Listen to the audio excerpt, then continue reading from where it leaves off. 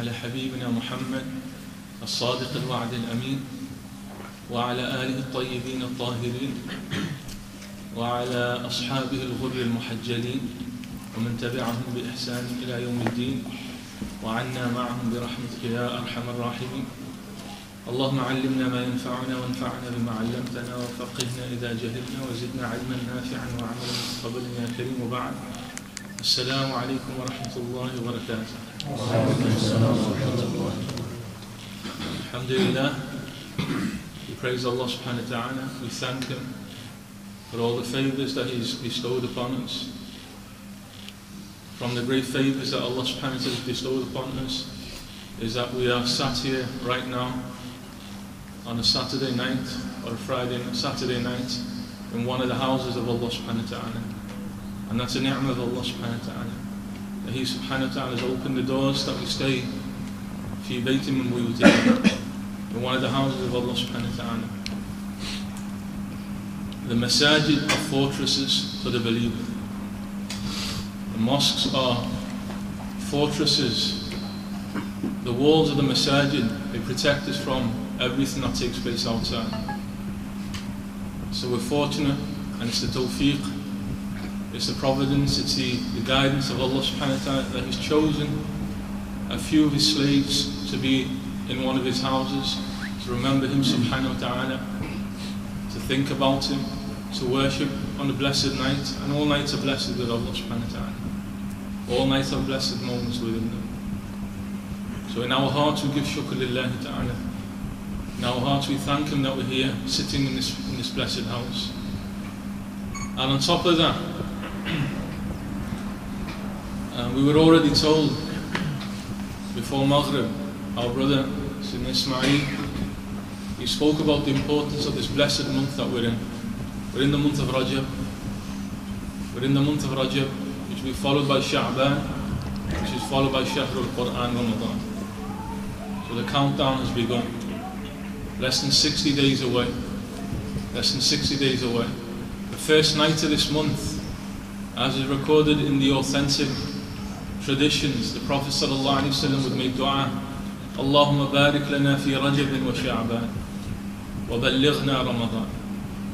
Allah, place blessings for us in Rajab and in Sha'ban, and allow us to live until Ramadan. So now we started, the journey's begun, the countdown, we're getting ready for Ramadan, the month where we connect and turn to Allah subhanahu wa ta'ala, the month where we abandon, the month in which we abandon the most base human needs that we have, the simplest human needs that no human being can give up for a long period of time. You can't go days and days without food and drink. But in the month of Ramadan, you're going to give it up willingly lillahi ta'ala. Willingly from your heart, you're going to give it up for Allah subhanahu wa ta'ala. And let's break the trend. Let's break the trend. No heavy iftars. It's a month where we stop eating, not where we increase our eating. The party, the celebration is in Eid. Not every single night of Ramadan. Eid is a time when we party. Eid is a time when we celebrate. Ramadan is a month of ijtihad. It's a month of effort. It's a month of striving to get to Allah subhanahu wa ta'ala, particularly by connecting ourselves to Hablullah al-Mateen, to the rope of Allah subhanahu wa ta'ala, al-Quran. Shahrul Quran, Shahrul Ramadan alladhi unzila fihi al-Quran. This is the month in which the Quran was revealed. When Ramadan comes, we've already begun. You're already going to be doing ibadat with Ramadan in mind. And that's what Rajab and Sha'ban are for. That's why the Prophet made that dua. Allah blesses in the month of Rajab and blesses in the month of Ramadan, and allow us to live until, blesses in Rajab and blesses in Sha'ban, and allow us to live until Ramadan. You will not get anything out of the month of Ramadan if you start thinking Ramadan when Ramadan comes. You start the journey now in Rajab, and then you increase it in Sha'ban, and then when Ramadan comes it's easy. So in Ramadan, for example, every single one of us will be doing a khatam of Quran. Separate of Taraweeh. Taraweeh is for everybody. For those who want to get close to Allah subhanahu wa ta'ala, you'll be doing khatamat of Quran. Sayyidina Imam Abu Hanifa rahimahullah, Sayyidina Imam Shafi rahimahullah, both of them, as Imam Nawawi rahimahullah records, every single day they would do a khatam of Quran. And we say, subhanallah, that's truly amazing. We say, that's not amazing. In Ramadan they would do twice a day. In Ramadan they would do twice a day. That's the amazing thing. That people devoted to the book of Allah subhanahu wa ta'ala. And when it comes into the month of Ramadan, they increase that devotion. Because they understood that's the month of Allah subhanahu wa ta'ala. That's the month where Allah subhanahu wa ta'ala showers His gifts upon His people. Showers His gifts upon His people. That's the month of taqarrub. That's the month where we draw near to Allah subhanahu wa ta'ala. So Ramadan is not about eating food, it's about giving up food. But it's about eating the spiritual food. It's about consuming the spiritual food. So now, in our minds, we're getting ready, and maybe we can take this i'tikaf. This i'tikaf just says now to straighten our minds and start thinking that 2 months' time, it's all ta'at and ibadat. 2 months' time now, we're ready to go. We're ready to go. Ramadan is not about giving up food and drink. That's as Imam al-Ghazali rahimahullah said that. He called it Sawm al-Awan. Everybody can do that. And all Muslims do that, even Muslims who don't pray. There are Muslims who won't pray but they'll still fast. Everybody can do that. There's nothing special about giving up food and drink. You've not done any favours to Allah subhanahu wa ta'ala by giving up food and drink.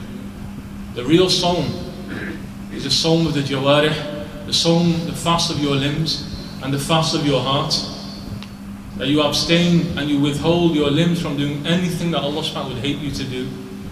And you clean and you empty your heart of anything other than Allah subhanahu wa ta'ala. But that begins now in this blessed month. So now we're here in the masjid, Baytullah, in the blessed month of Rajab, and our minds are tuned, our minds now are set on that. And now we're thinking ahead to Ramadan, less than 60 days away. And we're thinking not about giving up food and drink, we're thinking about how we increase our ta'at, how we increase our acts of obedience. If now, like we mentioned on Thursday, I'll say it again here, if now you have in your mind that Ramadan, I will do a khatam of Quran, separate of Taraweeh, I will do a khatam of Quran, how are you going to do it? Because that's a bare minimum that you should be doing. That's a bare minimum. Ramadan is not about food and drink, it's about ibadat. It's about worshipping Allah. Khatam of Quran is the bare minimum you should be thinking about in the month of Ramadan. So what does that mean now? You do one juz of Quran, one spar of Quran every single day. Now some people are going to say that's too much. That's hard. I'm busy. I've got my life. I've got my work. I've got my business. So give it up for Allah subhanahu wa ta'ala. Or, not give it up, find time for Allah subhanahu wa ta'ala. Find time for Allah subhanahu wa ta'ala. Because He's your creator, and He created you. He created the time that you have. When you actually think about it, and think about this for a moment, how could Imam Abu Hanif and Imam Shafi do 2 khatam of Quran in the day? It's physically impossible to do it. There's not enough time in the day to do it. I've calculated it's not possible. It's not possible to do it. And then you got, that's not the most that's recorded. Imam Nawawi rahimahullah says that he's come across record of one man in this ummah from Morocco who do 8 khatam Quran every single day. That's humanly impossible. There's no way a person could do that. But we know the awliya of Allah, they're not liars. So when they said that they did it, they did it. But Allah subhanahu is khaliq al-dahr. Allah subhanahu is the one who creates time. So when somebody says I haven't got any time, because there's no blessing in your time. There's no blessing in your time. If your heart is attached to Allah subhanahu wa ta'ala, if you really want Allah subhanahu wa ta'ala, Allah subhanahu wa ta'ala will slow down time for you. There are people like Sayyidina Ali radhiyallahu anhu wa karramallahu wajhah. Not only was time slowed down, time came back for him. Time came back for him. He missed his Asr prayer, the sun had set because of the Prophet sallallahu alaihi wasallam, because he was watching over the Prophet sallallahu alaihi wasallam. And when the Prophet sallallahu alaihi wasallam wakes up, he hasn't prayed Asr. The sun comes back for him. The sun comes back for him so he can pray his Asr.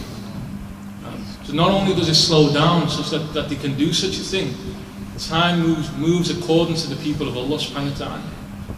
Allah subhanahu is the one who created time. He said, أَنَا الدَّهْرُ لَا تَسُبُّ الدَّهْرَ فَإِنَّنِي أَنَا الدَّهْرُ. So do not insult time, because I am time.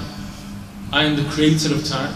بِيَدِ اللَّيْلِ وَالنَّهَارِ. In my hands, in my power, in my control is the night and the day.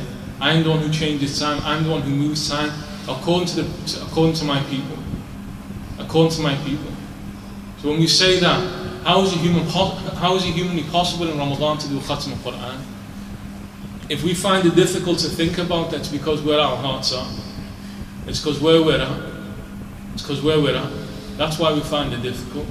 But if we really thought about it, there's nothing more precious in your life than those moments with Allah subhanahu wa ta'ala. In fact, there's nothing to your life except for those moments with Allah subhanahu wa ta'ala. You're gonna sit there working away. You're gonna sit there making sure you get your college and you get your university work done. So none of that will go on beyond. None of that's gonna go on beyond. The only thing that will go on beyond is lahadat ma'Allah ta'ala.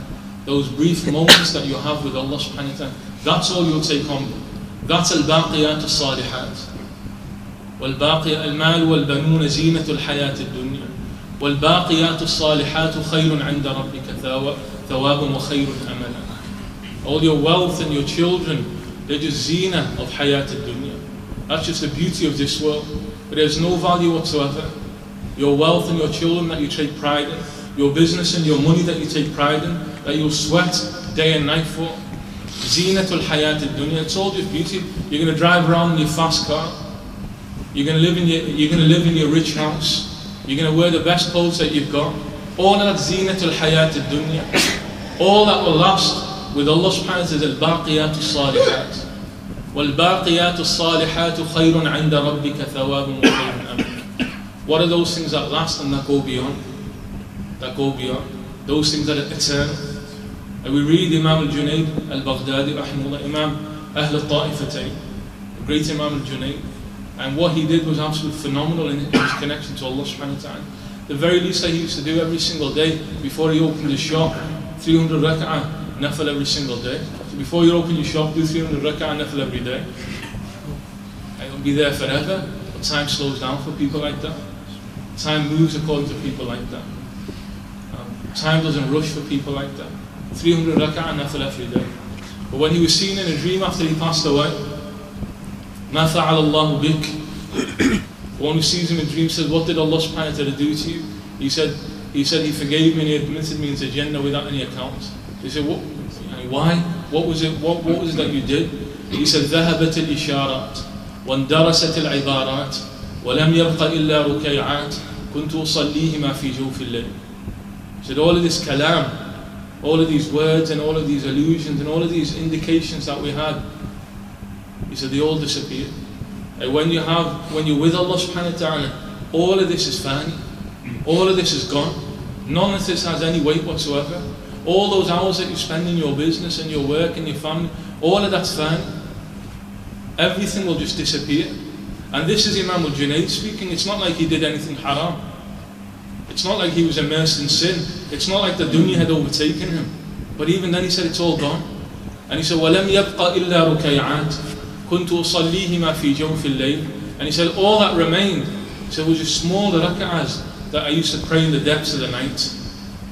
That's all Yawm al-Qiyamah. Because in moments of sincerity with Allah subhanahu wa ta'ala, that's all you have with Allah subhanahu wa ta'ala. That's al-Baqi. That's al-Baqi. That's what remains with Allah subhanahu wa ta'ala. So when you look at all of this, all we're interested in is al-Baqiyat al-Salihat. What is it we can say that we can take on beyond? What is it that we can say we can take on beyond? Because we're going to go beyond. We're going to go beyond. This is not Dar al-Baqa. This is not the abode of mortality. Immortality is in the next world.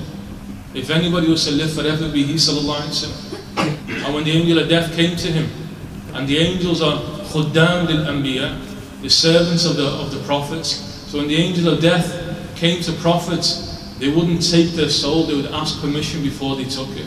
Because they're servants of the prophets. And so he came to the Prophet ﷺ. He's not going to come and snatch the soul of the Messenger ﷺ, because he's a servant of the Prophet ﷺ. But he tells the Prophet ﷺ, he tells him, "Ish ma shi'ta."